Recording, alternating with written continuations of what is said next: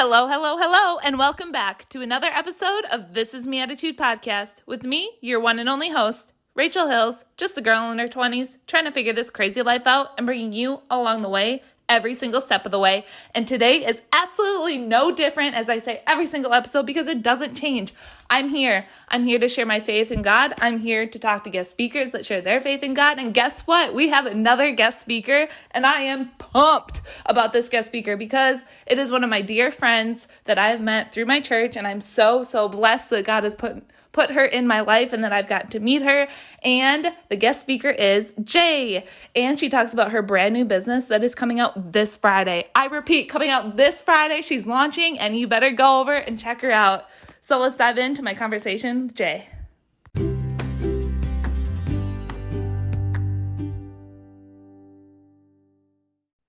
Welcome back to This Is Me Attitude Podcast. Today I'm very excited to have yet another guest speaker on, and I have one of my close friends, Jay, and how we met was through actually our church group, and from there I will let Jay introduce herself.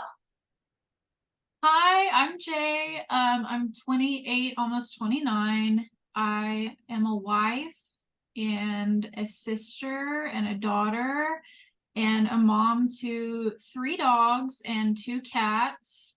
It's a little too much for me, but we're getting used to it. And I love every single one of them. And that's pretty much it. Awesome. I will say she has amazing animals and she's a great pet mama because I've seen it. Also, the big reason why I wanted to bring Jay on as well is because she has something new and exciting going on in her world. She is starting her brand new business, and we will definitely go into more details about that later on in the podcast episode. But I do want to get the listeners to know just a little bit more about how we met, and then how your walk with faith has been, and how our walk of faith may intertwine with each other, may not, because just based off of what you've shared in our group and things like that, I definitely feel like we've gone similar paths in that. So I do have a few questions, as I know that you already know that, but I just wanted to say that for listeners, as if you've listened to any other episodes of mine, it is the same questions that I've asked other guest speakers. I do this on purpose just because I think it's really cool to see the difference and variations of people's walks with Christ, but also how it's similar and how they've come to Jesus in different aspects of their life or in different ways. So with all of that being said, the first question I have is, when and how did you become a Christian, accept Jesus into your life? I don't have a lot of memory of when I was saved, other than that I was in timeout in my room and I prayed the prayer. But because I don't have a lot of memory from that time, it's caused a lot of feelings of, am I really saved? Because I don't remember it. So I've prayed the prayer probably 100 times trying to make sure it sticks. I recently got wrapped up in this idea of I needed to be rebaptized and felt like I had to do it right then and there. And I don't know if it was God or if it was just a thought I had, but I was like, you need to stop your anxiety about this. Once you are saved, you cannot be unsaved. So I've started working on trying to see myself as actually being saved, because for the past at least 18 years, I've just felt really lost in my path. And my relationship with God has been very hot and cold. I also struggle with feeling like I have to be perfect in order to get God's grace and mercy. So I daily have to remind myself that works-based faith is not real. No matter what I do, I could never do enough to be worthy, which is kind of morbid, I guess, but it's also really comforting. All I have to do is my best, and God will meet me where I am. And I say this pretty confidently, but I'm still learning it and having to remind myself of it every day. I love that. And I think it's something that should be highlighted, in the fact that there is nothing that you can do on earth side that is in your works to have Jesus in your life. Like, it is literally just accepting him and allowing him in, which was a huge step for me as well when I first understood and realized that it was a relationship and not just going to church every weekend. And it's definitely a work in progress, and that it's not something that is just like bippity boppity boo, we got it. And I just think that's really cool to hear that it's a work in progress for you as well? Because like just for me myself, it gives me like assurance, like, oh, I'm not the only one. Like I'm not over here in left field all by myself. So, Right. and the next question I have is, where have you seen God work the most in your life? I think just my journey in general, watching God pull me out of these super toxic, heartbreaking relationships and then presenting me with a man that loves me in ways I never thought possible. I just got married in November, and my dad gave this incredibly beautiful speech at my wedding, and he started it with, "What are the odds that we would all be here today?" And he talked about everything that happened in my whole family that led us all to be sitting in that room at my wedding. I had thought before about all of that he'd said, but I'd never heard it put that perfectly. I grew up in Texas. My dad was a school superintendent, so we moved around my whole childhood, about every 4 years. And then in 2011, his job took us to Georgia, and I lived there for 10 years. And those 10 years were pretty awful overall. I did some great things and met a few great people, but that's where I was living when I entered my 20s. And just thinking back on the things that I did and the life that I lived for all that time, up until I moved to Texas at 26 years old, I just was not in a good place. And I still feel a ton of shame from that. When I moved back 2 years ago, I was so unsure of where my life was going to go at that point, but I had a blank slate, if you will. So I started going to church, and joined a church group and met my now husband, and he is from California.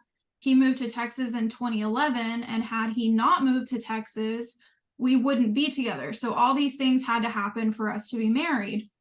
And my best friend Peyton from Georgia said to me right before I left that she just had this feeling I was going to meet somebody not long after moving out here. And at the time, I'd just gone through a really hard breakup, and my heart was really sore from that.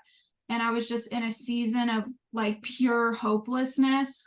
And I was like, no, I want to be single for at least another 3 years. And then 5 months later, I met Tyler. So I think just watching God work in mysterious ways, his timing has been God's biggest wow factor in my life. Just kind of hitting me in the face with, all these things happen to you for a purpose. I'm even seeing that now with my business. I worked at a really awful job for about 2 years, and I just stepped down at the very beginning of June to start my own business. And it's one of the scariest things I've ever done in my life, feeling like I don't have as much security, but it was a decision my husband and I made together. He believed in me enough to say, okay, let's do this. I hadn't even made a full product yet, but I spent all of June working on it and making sure that my product was quality. I haven't even sold anything yet, but I just feel so much more fulfilled in my life. And then my old coworkers are all talking about how right after I left, the company started going downhill and people are quitting left and right. So I just feel like that was just another example of how crazy good God's timing is.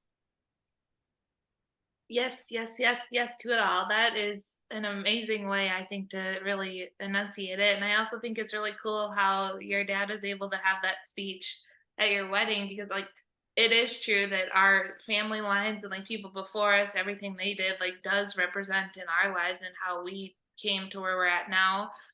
Like I've seen that in my own story as well with being in Texas. Like I'm originally from Wisconsin, as most everyone knows now, like moving my way down the states, like it all happens for a reason. And just the fact that maybe you didn't see that it was God when it happened, but now that you're here, you're like, oh, that was definitely him. Because I've had those feelings as well of how I got my first Bible, how I first went into different churches and different things like that. So it's really cool to see, and just how happy it's made you, because like I've seen the your happiness go up from leaving that job to starting your own business, and just seeing the passion that you have in it and making the product and knowing that the launch is going to come soon and being prepared for that. And like you said, obviously having Tyler there too helps immensely. And I can relate to that as well. So I'm excited for it and I'm proud of you. So I just wanted to say that. You.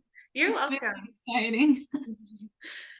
And with all of that, the next question I have is what made you decide to share your faith with those around you?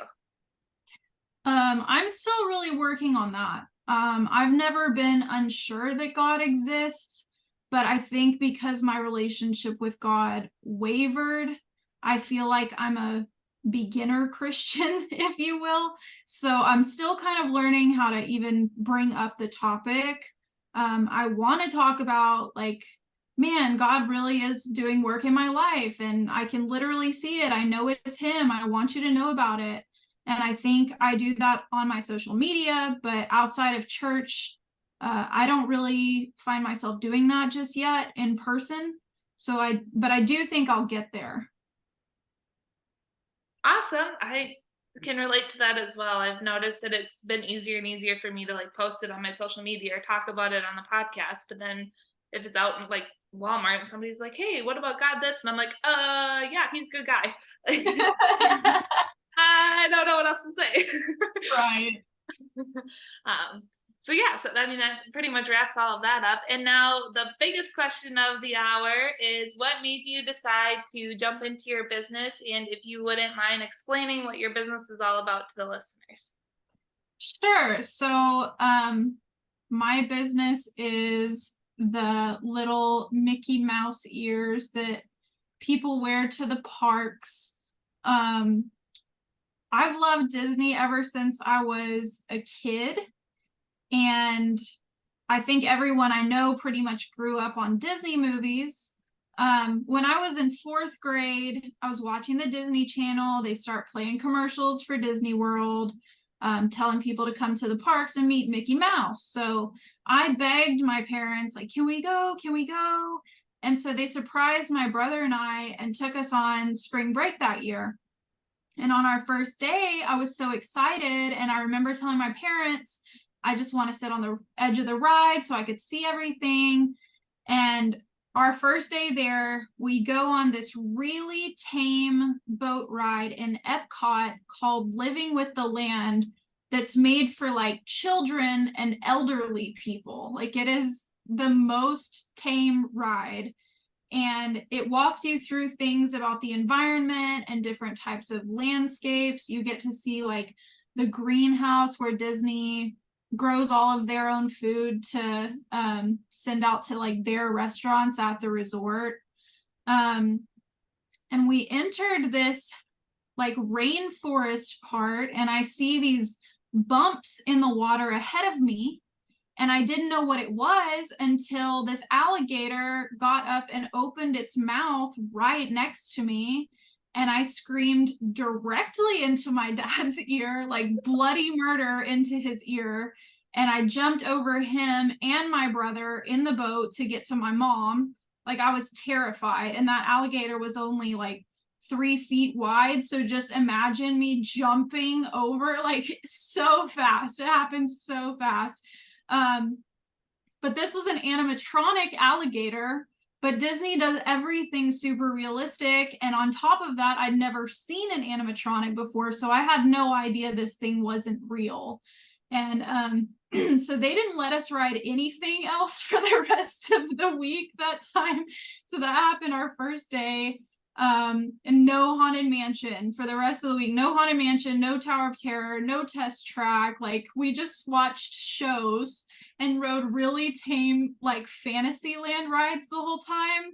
So I always had this mission to go back. And like, not that fourth grade wasn't like a real Disney trip. I'm very appreciative that my parents took me and we did meet Mickey Mouse.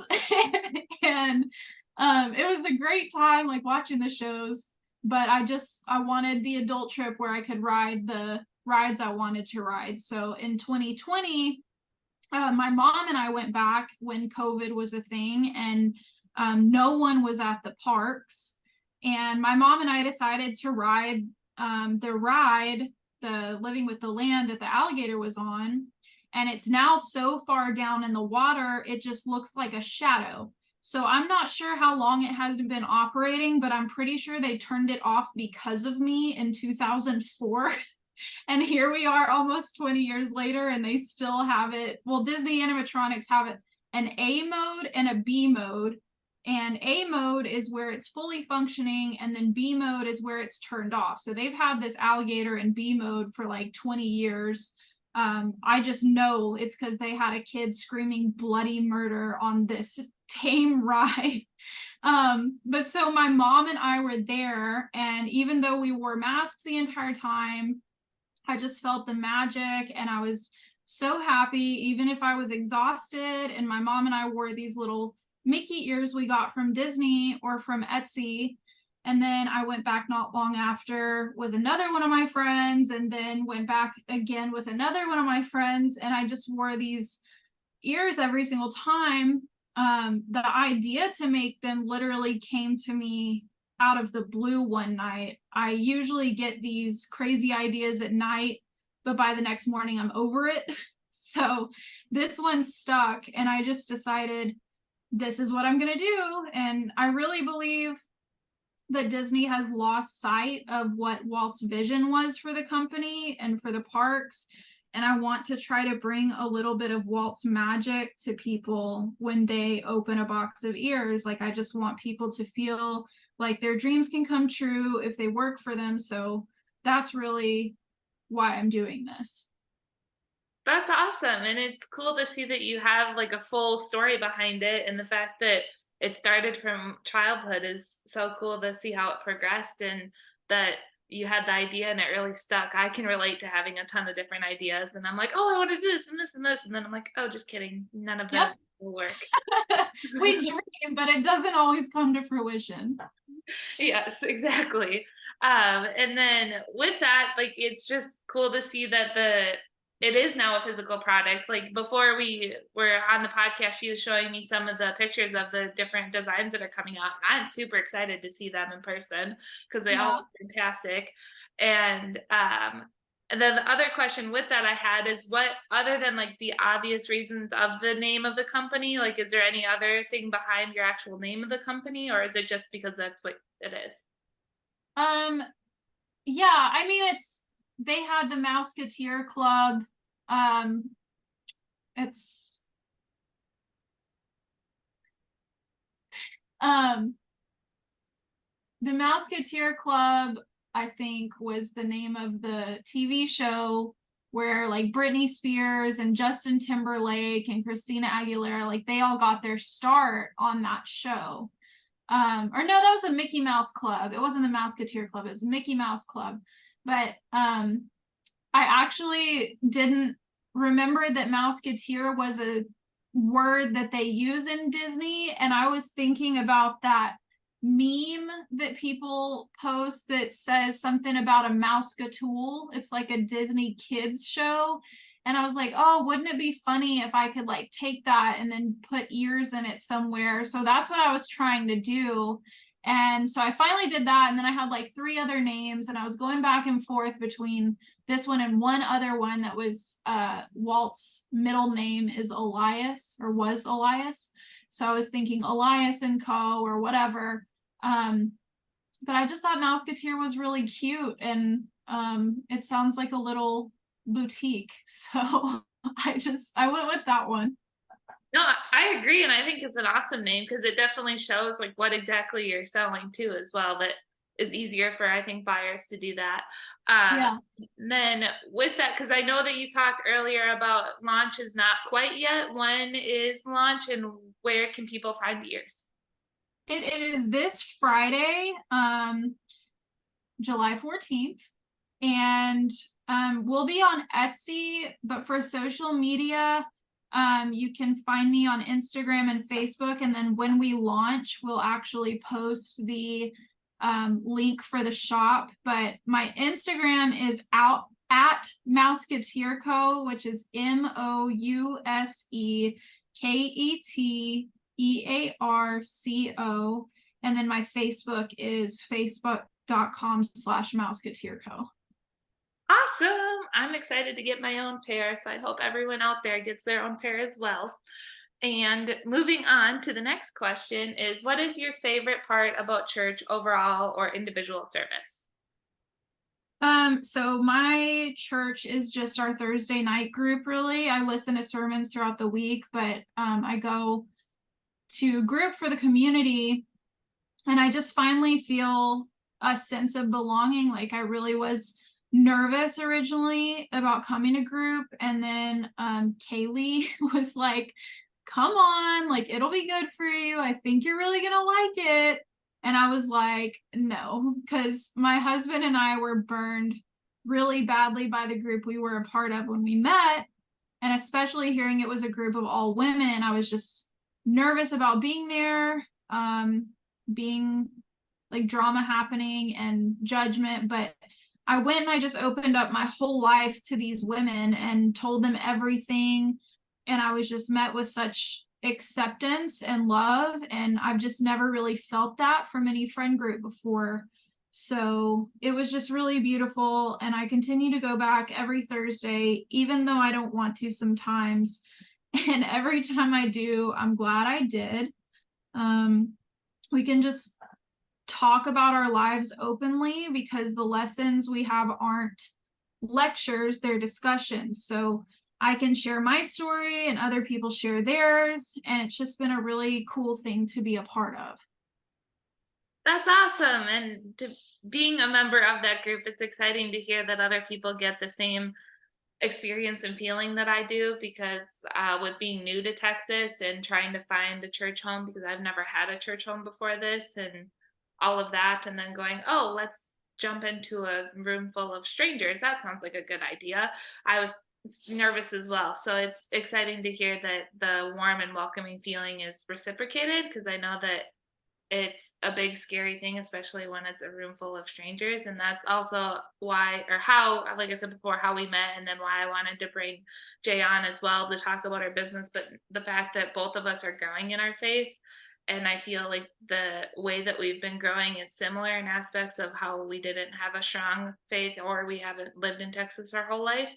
Because some of the girls in our group have lived in Texas their whole life, and it's just a different aspect because of not moving or different things like that. So that kind of wraps that up. And then what would you like listeners to get out of our conversation today?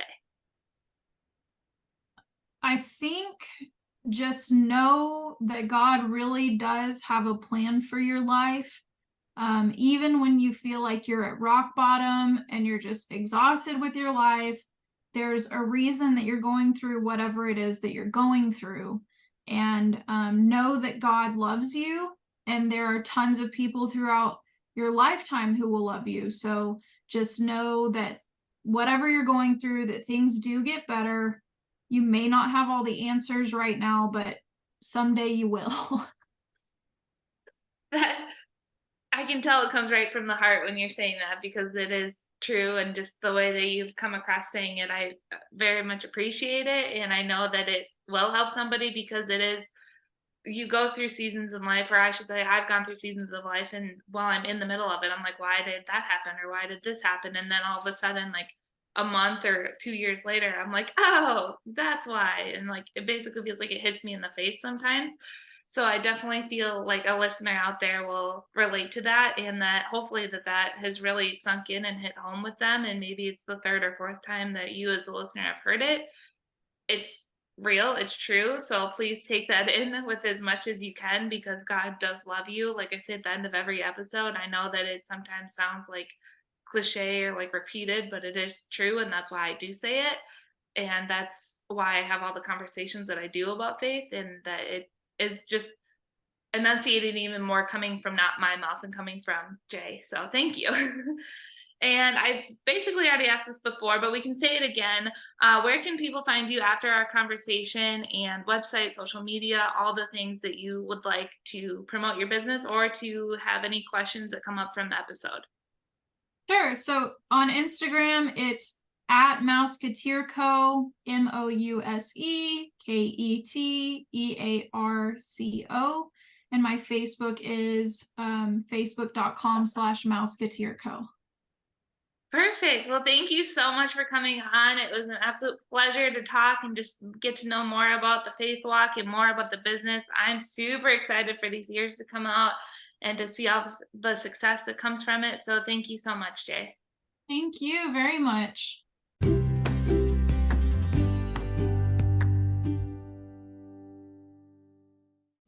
And just like that, we're at the end of another amazing episode. Wasn't I right? Isn't listening to Jay amazing, and how awesome it is to see how her business is truly taking off?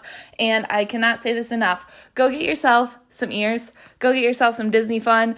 Blow up her DMs about Disney. She absolutely loves talking about Disney, and I know that she'll talk about Disney with anybody that asks about it. I personally have not been to Disney, but I know as soon as I do go, I will definitely be talking to her to set me up on all the cool spots and all the things about it, because it's just one of her passions, and it's really, really cool to see how her faith has worked into her passion and how now she can make a living out of her passion. And again, I'm just super, super thankful to have met her and to have her on the podcast and to really grow in both of our faith together, because as you can tell in the episode, there's a lot of things that have happened in her life that kind of parallel mine, or that have given me insight and made me feel not alone. And it's just very, very helpful. And that is why I wanted to bring her on originally. So I hope at this episode that you took away some points that didn't make you feel alone, that you're like, oh my gosh, me too. I've had that same experience, and that same exact thing happened in my faith with God, or my walk with God, or my experience in church, or my not experience in church, or how I didn't grow up with it, or all the different things there. And if you did get any insight from it, please go let us know over on Instagram. My Instagram is at Rachel Fun Hills, and I know that she said her Instagram multiple times in the episode, and then I'll also link it below. So go hit us up on there, and thank you again so much. And never, ever, ever forget, God loves you.